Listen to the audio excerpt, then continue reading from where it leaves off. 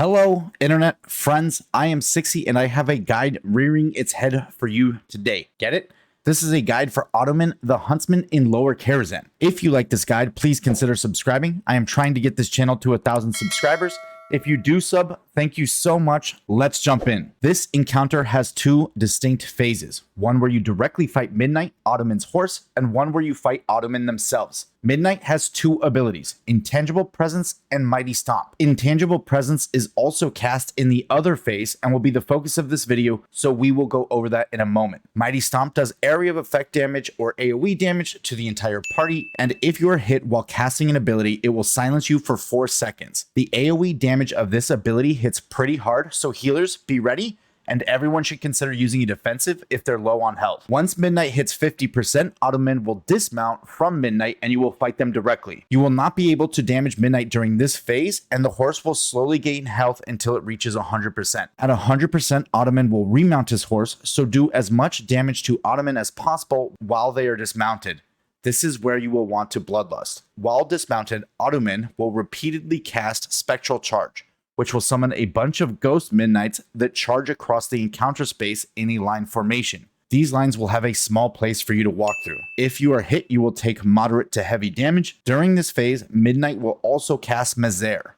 They will charge to a random spot in the encounter space, turn towards players, then charge in a frontal cone, dealing damage to anyone caught in its path. Attumen themselves will continue to cast Intangible Presence throughout this phase, as well as two other abilities. The first is Mortal Strike, where Attumen will cast a frontal cone, and anyone struck with this frontal cone will take physical damage and have their health reduced by 50%. Tanks, when this ability is going off, you want to stand still so other players do not accidentally get hit with this ability. I did not receive the 50% health debuff every time, so it's possible this ability can either be dodged with dodge stats or it can be sidestepped. Attumen will also cast an ability called Shared Suffering. Shared Suffering has this huge windup with a purple tracer on the tip of the sword. Once fully wound up, Attumen will swing their sword and anyone nearby will share a large hit of shadow damage. In this clip, Dasfa clearly gets hit before the separate purple circle animation comes out. So I believe this circle is just an indicator of how far you should have gotten out to have avoided this damage entirely. If the tank has big defensives, the tank should solo soak this ability. However, if the tank is already low on health, or doesn't have any way to reduce the damage, all players should stack on the tank to reduce the damage of this ability. Once Midnight returns to 100% health, Attumen will remount and you will have to bring Midnight to 50% again. Once you kill Attumen, you will fight Midnight one more time, but this time Midnight will be enraged, dealing 100% more damage and also taking 100% more damage. Now let's talk about Intangible Presence. Intangible Presence is cast with no windup from Attumen nor Midnight. The only noticeable animation to let you know that the ability has been cast is this huge arcing purple, white, bluish animation, which is only arced to players that are not in melee range. After that, there's a magic debuff placed on all party members. One player will have an opaque, purple, Attumen animation ripping out of the player's character model. This player needs to be dispelled or it will deal damage to the entire party every 2 seconds.